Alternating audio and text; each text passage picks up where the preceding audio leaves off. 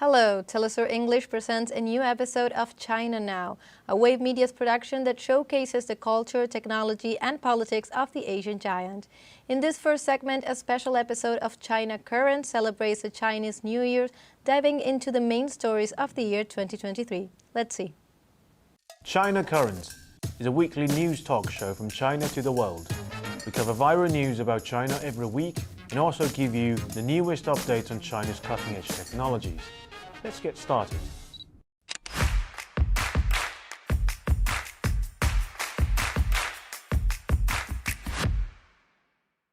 Happy Chinese New Year! I'm Chris. Welcome to this special episode of China Currents. 2023 was the year of rabbit in Chinese calendar. Yet, as we all have seen, 2023 was nowhere near the tamed image of a rabbit. There was, or actually is, the upheaval in Palestine, the ongoing war in Ukraine. In China, there was earthquake in northwestern China, the flood and heavy rain in northern China. Many of these events are still impacting our lives, and others may have become a little bit obscured by this moment. But either way, there are still factors that shape 2023 as we know it. So without further ado, here's your first episode of Looking Back at 2023. Top 5 Diplomacy News. If you guys remember, last month we covered CIA Director William Burns' claim that the United States has made progress in rebuilding its intelligence network in China. In that interview, Burns also bragged about the United States' strong human intelligence capability in its spy operations. At that time, as we covered, the Chinese only issued a statement vowing to take all necessary measures to resolutely safeguard national security. On Chinese social media, the foreign ministry is often joked as the Ministry of Protest. The reason? Well, they protest all the time, yet barely take any action. But not this time. On August 11th, China's security agency announced that it had unmasked the CIA spy ring stealing China's military intelligence. According to the report, the suspect was an employee of a Chinese state-owned defense corporation. As an engineer, he had access to classified information, and the way CIA recruited him was so Hollywood. Once upon a time, our suspect was studying in Rome, Italy. He wasn't rich and there was this language barrier and stuff, so he was stuck in what might be one of the most appealing tourist cities in the world. Then a CIA agent appeared out of nowhere, taking him out to operas, attractions, bars, and for the best part, the agent paid for everything. By the end of the day, the CIA agent befriended him and then, "Hey Bill, we've got you a brand new spy." From what we know, after returning to China, the suspect continued to provide critical intelligence to the CIA for monetary reward. The official announcement did not state the time span of the spying activity. The suspect is now being held in custody. The news article was published by the social media account of the Chinese Ministry of State Security. The account has just been created 2 weeks before the announcement. The account marked the debut of China's top national security institution on the internet. Its first post on social media was titled "Mobilizing the Whole Society for Counterintelligence Efforts," echoing China's recently revised counter-espionage law. Additionally, Chinese netizens discovered undertones in this announcement. First, it's rare for state media to point out the name of the foreign agencies, like CIA in this case. Usually, the format would be like, the suspect was approached by a foreign intelligence agency.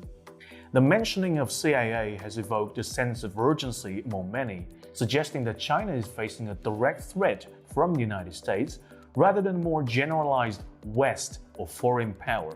Secondly, many people connect the news to the prior statement made by CIA Director William J. Burns, who said in public that CIA has made progress in rebuilding its spy networks in China. Online discussions have now depicted the bust of the spy ring as not only a retaliation against the US's aggressive move, but also a slap in the face to the Americans. On November 4th, Australian Prime Minister Anthony Albanese started his 4-day trip to China, seeking dialogue and cooperation. It is Albanese's first visit to China since its inauguration and the first visit by an Australian Prime Minister since 2016. On November 5th, Prime Minister Albanese delivered a speech at the opening ceremony of the 6th China International Import Expo in Shanghai. Constructive economic engagement between countries helps to build relationships. That's why the government that I lead will continue to work constructively with China, Albanese said in his speech. The visit is largely reported positively in both China and Australia, which is seen as China-Australia relations getting back in the right direction. On November 6th, Prime Minister Albanese met with Chinese President Xi Jinping. President Xi told PM Albanese that his visit can be described as carrying on the past and opening up the future, citing the fact that this year marks the 50th anniversary of the trip made by Gough Whitlam, the first Australian leader to visit China. Xi told Albanese that the small yard and high fence mentality, decoupling and de-risking are essentially forms of protectionism, which runs counter to the laws of the market, the laws of science, and the trend of human society. China pursues a win-win strategy of opening up and comprehensively promotes the building of a strong country and national rejuvenation through Chinese-style modernization. This will bring unprecedented opportunities to Australia and other countries around the world. Xi called on China and Australia to enhance mutual understanding and trust through peaceful coexistence and achieve common development through mutually beneficial cooperation. On November 14th, Chinese President Xi Jinping touched down at San Francisco International Airport for a significant diplomatic visit, which includes a highly anticipated meeting with US President Joe Biden and his attendance at the 30th Asia-Pacific Economic Cooperation Leaders Summit. It is Xi's first trip to the United States in 6 years and Biden's second in-person meeting with Xi since assuming office in 2019. Xi's arrival was met with a warm reception.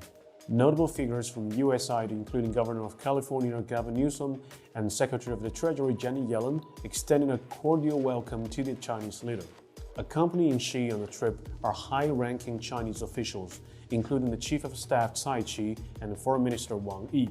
The Chinese ambassador to the United States, Xie Feng, was also present at the airport. Earlier this week, Biden expressed his objective to restore regular communications between the two countries, including military contacts, during his upcoming discussions with Xi. White House National Security spokesperson John Kirby informed reporters that Biden and Xi would discuss various topics, including the conflict in Gaza and Ukraine, economic issues, and climate change. The world will watch closely on the outcome of Xi's visit, as it has the potential to shape the trajectory of China-US relations and impact the broader geopolitical landscape.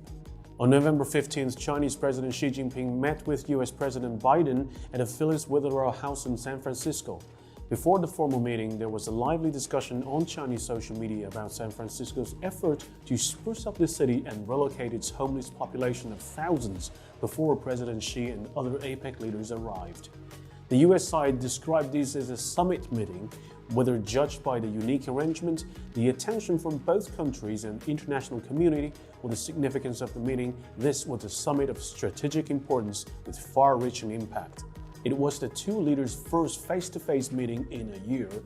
President Xi stated that the fundamental question was whether China and US saw each other as partners or rivals, and whether they pursued mutually beneficial cooperation or a zero-sum confrontation. He said the right choices in history must be made. Xi elaborated on China's principles regarding Taiwan, stating it was the most important and sensitive issue in China-US relations. China appreciated the US reaffirming its One China policy in Bali. The US should reflect in concrete actions by ceasing arms sales and military support for Taiwan and supporting peaceful reunification. China will and must achieve reunification, Xi stated. The leaders agreed to promote and strengthen dialogue and cooperation in various areas, including establishing an artificial intelligence dialogue, anti-drug cooperation, resuming military-to-military talks, increasing flights, and expanding education, culture, and business exchanges. They also stressed the importance of urgent climate action in this decisive decade and welcomed recent discussion between the climate envoys. The top news of this week is definitely the arrival of the Arabic and Islamic foreign ministers. From November 20th to 21st, a delegation of foreign ministers from Arab and Islam countries visited China as their first stop of a tour aiming at ending the war in Gaza. Members of the delegation include Saudi Foreign Minister Prince Faisal bin Farhan Al Saud, Jordanian Deputy Prime Minister and Foreign Minister Ayman Safadi, Egyptian Foreign Minister Sameh Shukri, Indonesian Foreign Minister Retno Marsudi, Palestinian Foreign Minister Riyad al-Maliki, and Secretary General of the Organization of Islamic Cooperation Hizam Brahim Taha. China vows to have in-depth communication and coordination with the delegation on ways to de-escalate the ongoing Palestine-Israel conflict, protect civilians and seek a just settlement of the Palestinian question. Some believe that the delegation chose to go to China in the hope that China would act as a superpower to pressure Israel to call for a ceasefire, especially after China mediated Saudi-Iran deal. However, some Chinese want China to remain calm.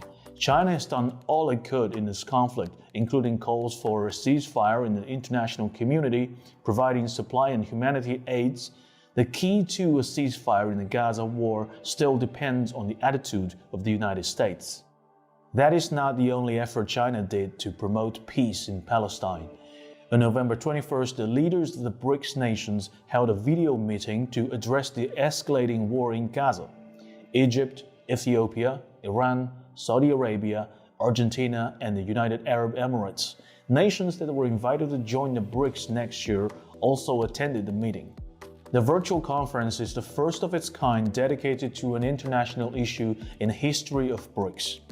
A joint statement was released calling for the release of hostage and a humanitarian truce. The statement was signed on by the UN Secretary General's office.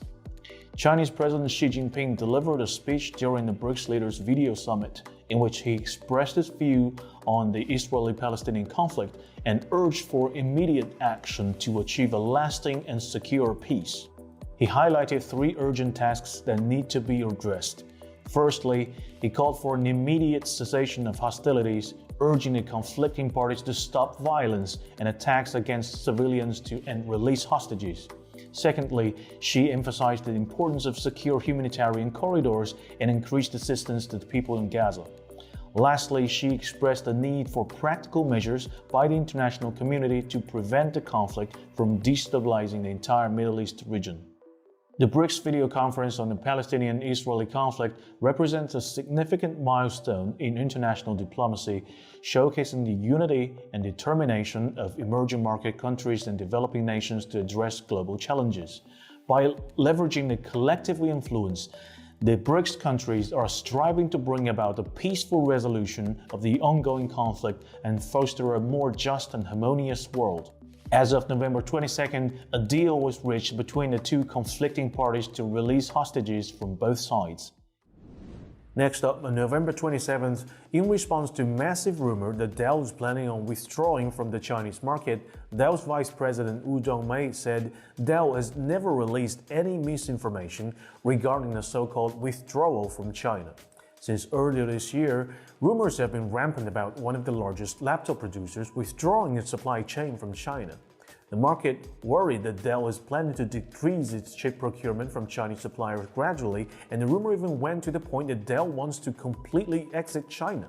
These rumors are definitely false, the vice president reassured.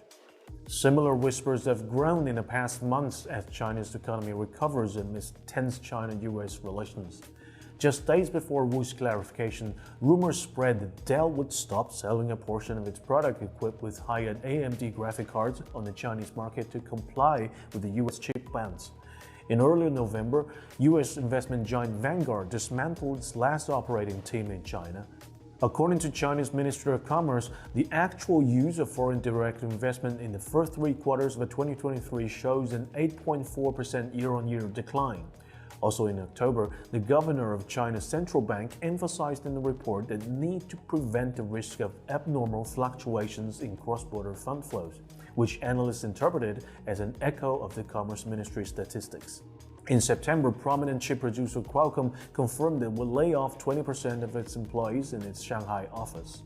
Yet many interpret these intertwined signs as market behaviors rather than a wave of foreign investment escaping China en masse.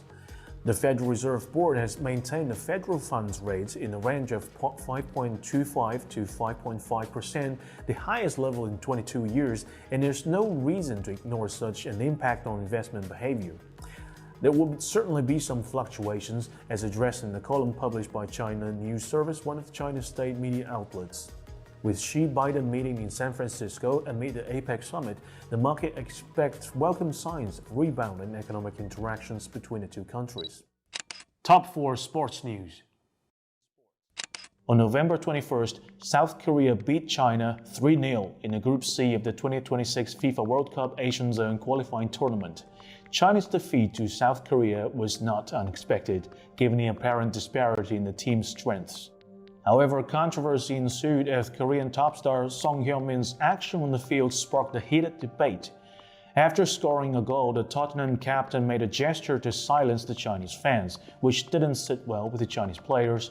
Speaking in a post-match interview, Son acknowledged the challenging nature of playing away from home and expressed his appreciation for the enthusiastic Chinese fans. The match also had its share of refereeing controversies, with Chinese players questioning the first penalty awarded to Korea. This is South Korea's second consecutive victory, placing them at the top of the group standing. And despite the loss, China is still in the race to qualify for the World Cup, as it had won 2-1 against Thailand earlier this month. With upcoming matches against Singapore in March next year, the Chinese team aims to secure all 6 points and continue its progress. On July 28th, the FINA World Championships in Fukuoka, Chinese swimmer Qin Haiyang made history by breaking the men's 200 meters breaststroke world record and winning the gold with a remarkable time of 2 minutes and 5.48 seconds. He becomes the first athlete ever to sweep all the gold medals in the men's 50, 100 and 200 meters breaststroke events at a single edition of the World Championships. As the 2023 Fukuoka FINA World Championships came to a close, Team China emerged as the dominant force with an impressive haul of 20 gold, 8 silver and 12 bronze medals, topping the gold medal tally. The swimming team's remarkable performance marked a historic milestone for the Chinese swimming team at the World Championships, surpassing their previous best result achieved back in 1994 in Rome. On August 2nd, Qin won the gold medal in men's 100 meters breaststroke at the 31st Summer Universiade in Chengdu. Undoubtedly, he has become the most anticipated stars in the Chinese swimming team, drawing significant attention and support from fans at home. In an anti-corruption documentary aired on January 9th, shocking revelations have emerged regarding Li Tie, the former head coach of the national men's football team. Li admitted to paying bribes totaling 3 million yuan to secure his position as the national team coach. Additionally, he confessed that the two teams he coached are involved in match fixing on their way to promotion.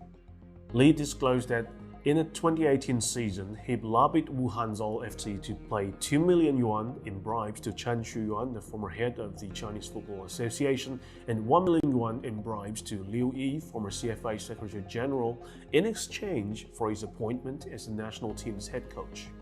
Li then signed a contract with Wuhan Zol FC for 6 million yuan, which served as the cover for the corrupt deal. As an exchange, he selected 4 players from the Wuhan club for the national team.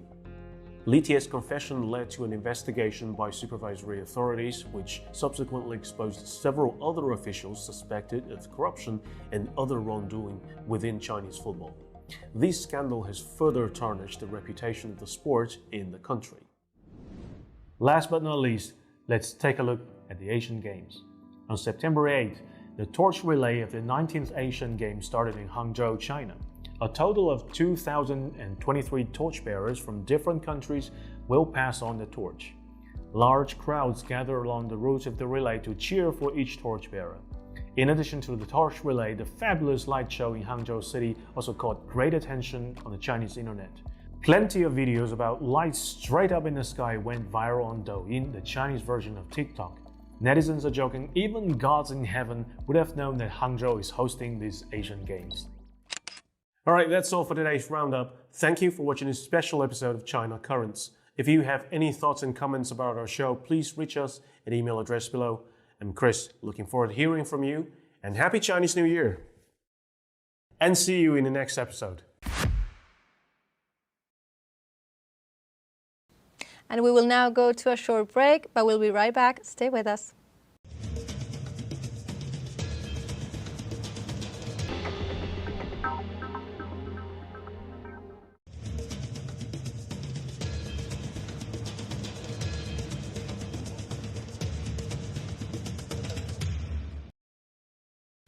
Welcome back to China Now. This week's Thinkers Forum also looks back to 2023 at the hand of political studies professor Radhinka Desai. Let's see. the US has no plan B. It has only plan A, and plan A consists of world domination, which it is increasingly out of its grasp.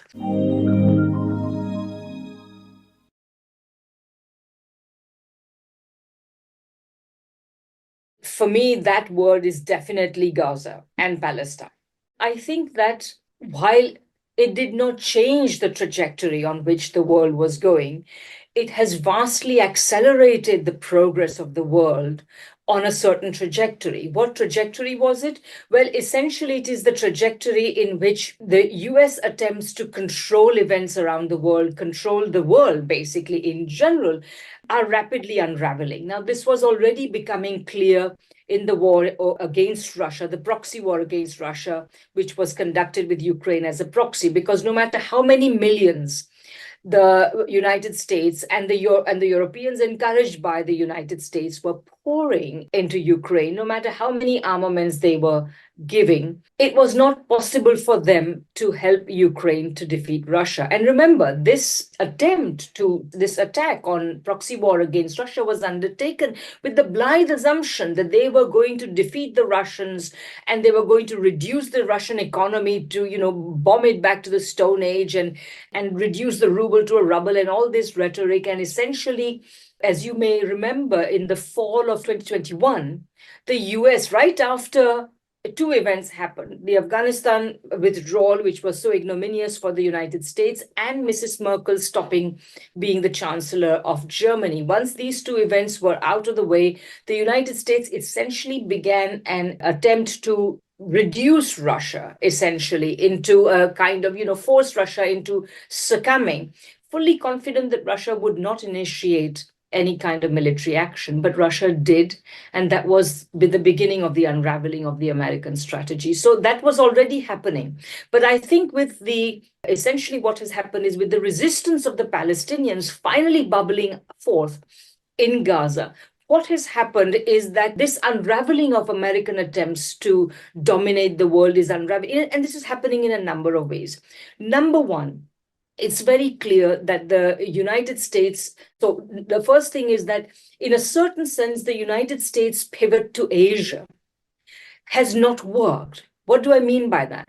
What I mean is that when the United States decided that it was time to sort of shrug off and shed the commitments and obligations that they have incurred in the Middle East and start focusing on China, that's what they would dearly like to do. That's where they feel the main competitive threat to the United States is coming from. But in a certain sense, this is compelling their attention, their energy, their resources back to the Middle East. It is a Middle East which they do not even control, in the sense that they cannot even control Israel, let alone anybody else.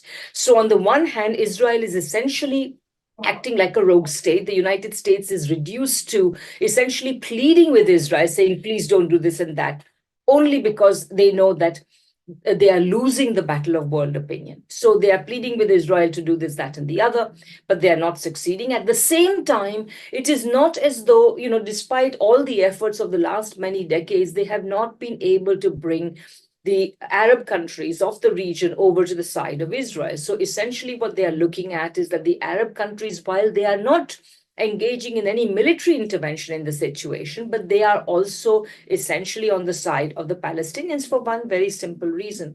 No Arab government, no matter how much they want to cozy up to Israel, can afford the unpopularity that such actions will bring, even if they are quite an authoritarian government. So that's the first one. The second one is that I would say that there is an economic, what I call what I do geopolitical economy for a reason, because I think that economic and political power is very deeply interconnected, as we see, for example, in the case of China. But anyway, in the case of the United States, is the reverse, in the sense it's the mirror image. Economic weakness brings political weakness.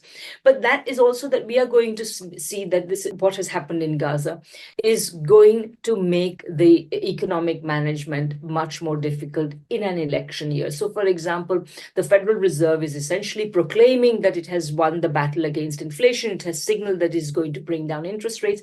But I would would say that I would watch this brief very carefully for one very simple reason. Inflation has not been kept down for 2 decades or for many decades since the 1980s because of the scale of the Federal Reserve. It was kept down largely because the United States was still able to compel much of the world, not all of it, but much of the world to supply it with cheap goods on an ongoing basis. But that arrangement has broken down, which means that and this is one of the main purposes of US imperialism, is to keep getting cheap goods, cheap commodities, cheap labor.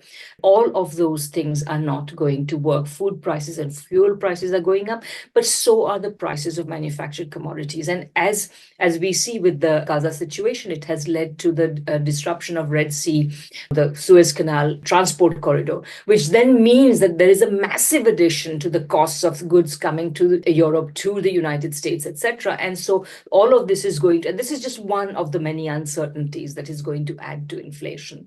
And finally, I would say that, since keeping the dollar as the world's money has been one of the main objectives of the United States, I would say that in 2023, we began to see the shaking of the foundations of this. And with the Gaza conflict in particular, what we have seen is that essentially the world is uniting against United States and is increasingly able to find ways of, and essentially the oil producing regions and the rest of the BRICS are going to come together today. Iran, Saudi Arabia, etc., are part of the BRICS bloc. And I think under Russia's presidency this coming year, this process will also accelerate. So for all of these reasons, I would say that the Gaza events, the Hamas actions, and the Palestinian actions, essentially reminding the world that their very, very burning issue remained unresolved, that Israeli oppression was only increasing. And so this reminder is, I would say, the defining event of 2023.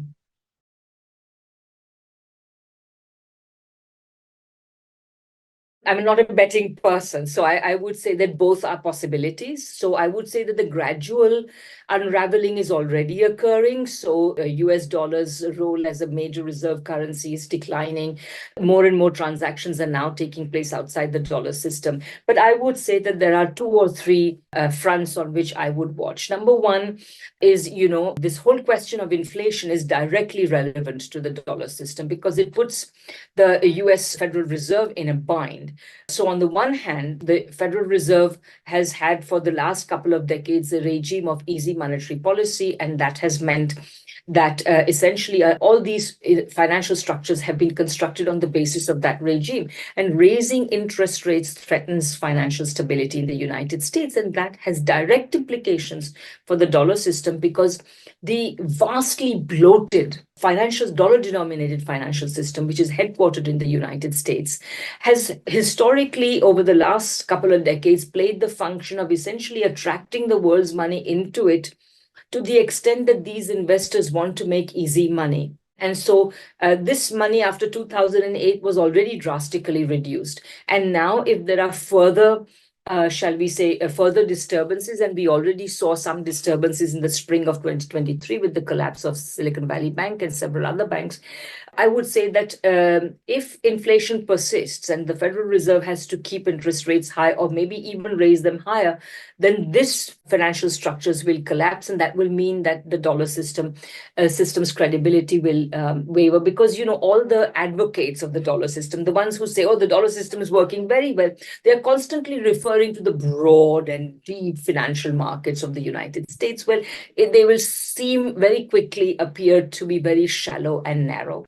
And so in that sense, we will see what happens. And then on the other hand, if the Federal Reserve decides to preserve financial stability and not increase interest rates, it's going to have a serious problem because essentially the inflation itself will undermine the value of the dollar. And so in both cases, it's caught between a rock and a hard place. So that's one thing. And as I said, the other thing is that I don't think that they can expect inflation not to continue because increasingly the US power is receding. And with US power will recede its ability to compel the rest of the world to yield up their commodities, their manufactured goods, their labor at a low price. And this is what the United States has benefited from for the last 4.5 decades.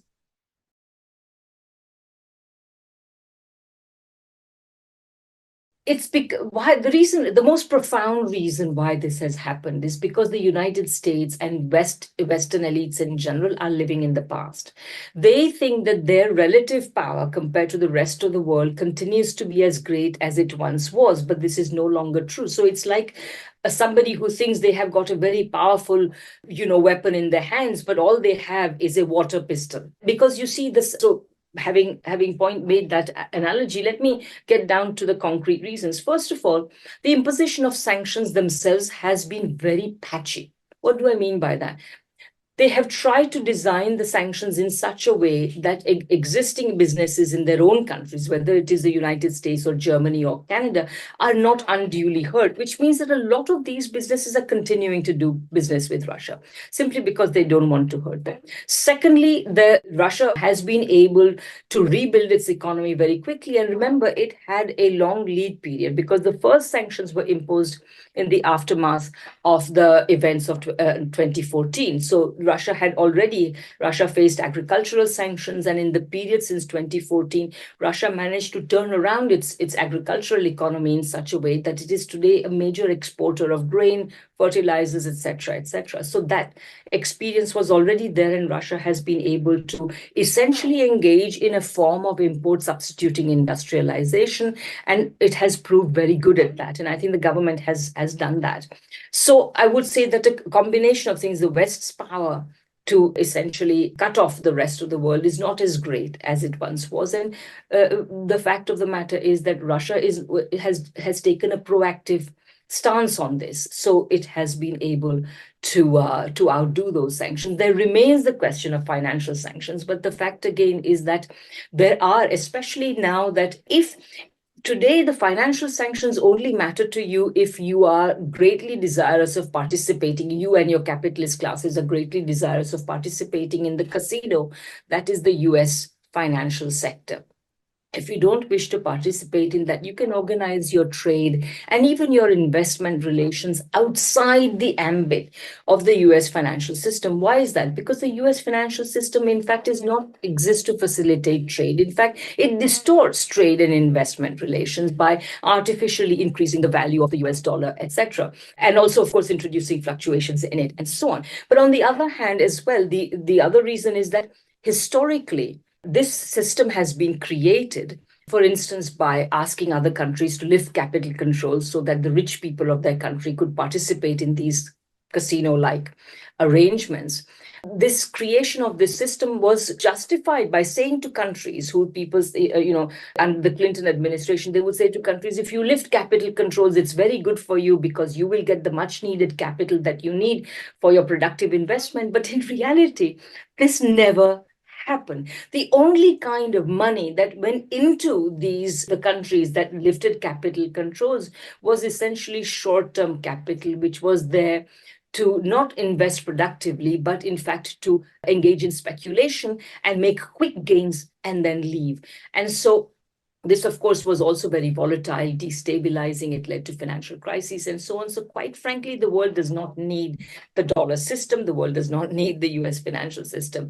But so for all these reasons, I would say that the dollar system is going to unravel pretty soon. Yeah.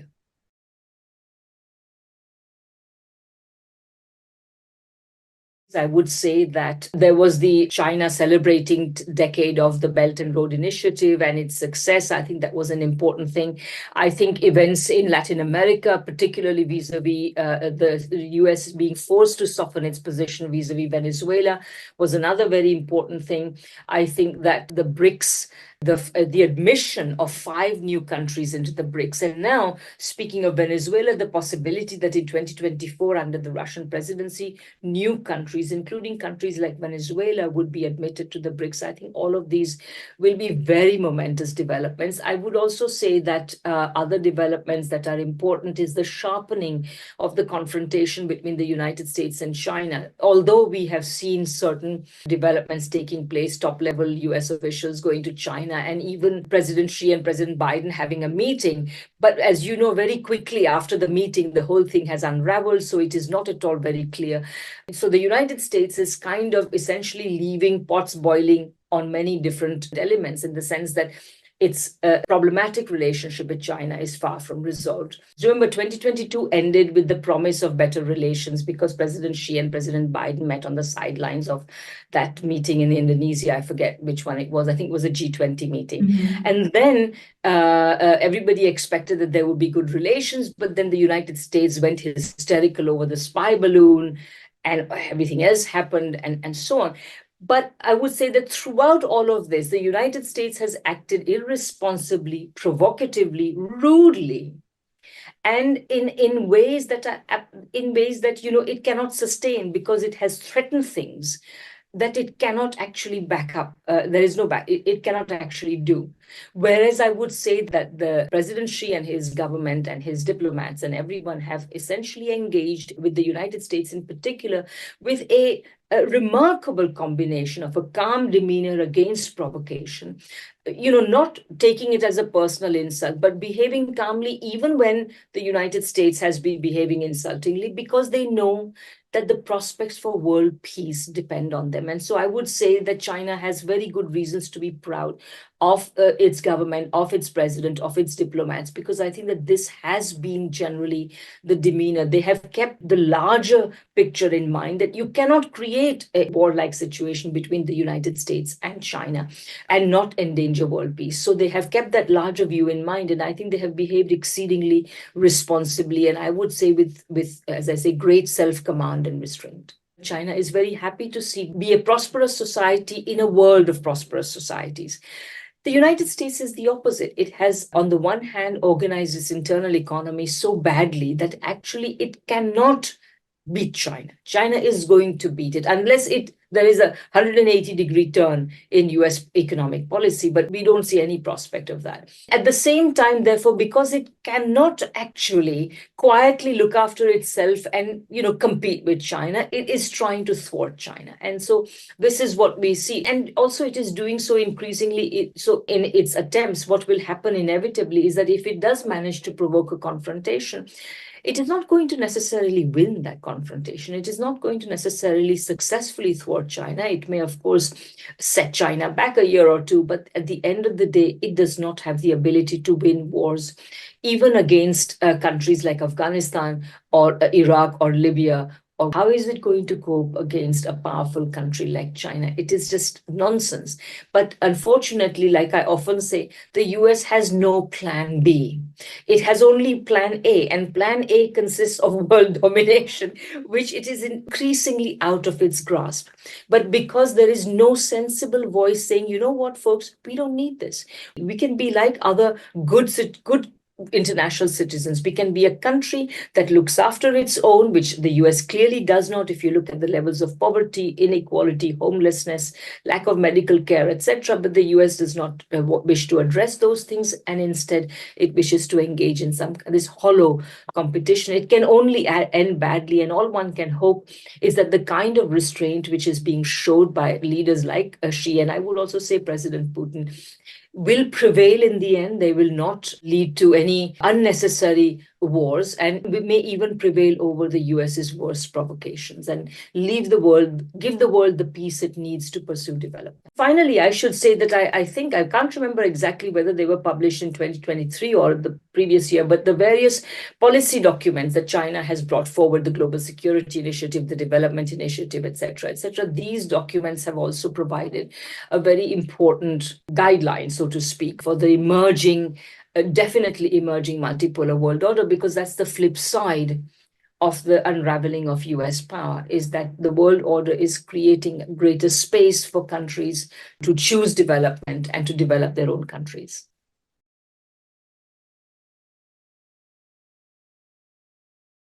That's a difficult question, because the very point about multipolarity is that your power is being dispersed in the system. So in that sense, I would say that this focus on a single person is difficult. But in any case, since I said that it's Gaza, I would say that it's Palestine as a personality. I think the Palestinian cause is, I would say, the most important personality in 2020.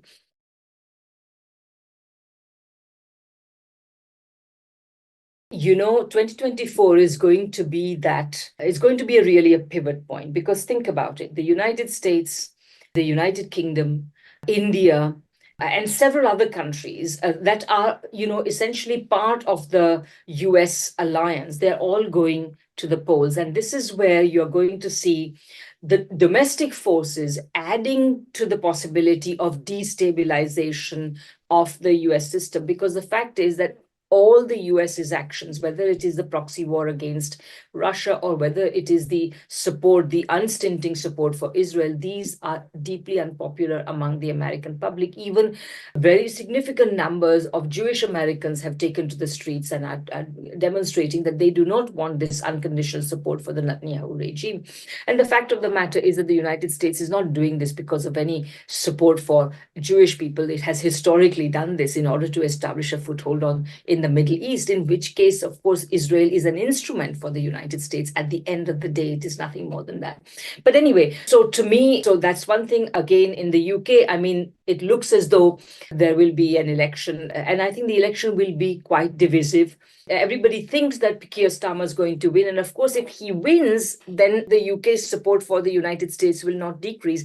But that will only create further instability within the UK, because this support for the United States is not it's not viable. It is not a viable policy for the UK to have any longer. The UK is suffering from profound domestic crisis of the economy, crisis of social services, crisis of every institutions, every possible direction. And I think that a Keir Starmer government will be unable to resolve these crises. And of course, in the case of India as well, I mean, India has already, it seemed, many people would say, turned away from its sort of simply pro-US stance. So exactly how this pans out in the election, we will have to see.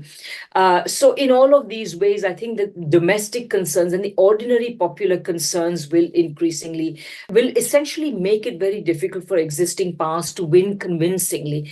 And, in the case of the UK, or for that matter in the US, but certainly in the UK, the same establishment will win if Keir Starmer wins, right? But the fact is that this establishment's legitimacy has been massively undermined. So for all these reasons, there are going to be some profound interactions, I would say, between the domestic and the international.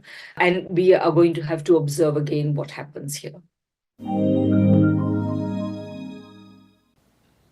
And this was another episode of China Now, a show that opens a window to the present and future of the Asian giant. Hope you enjoyed it. See you next time.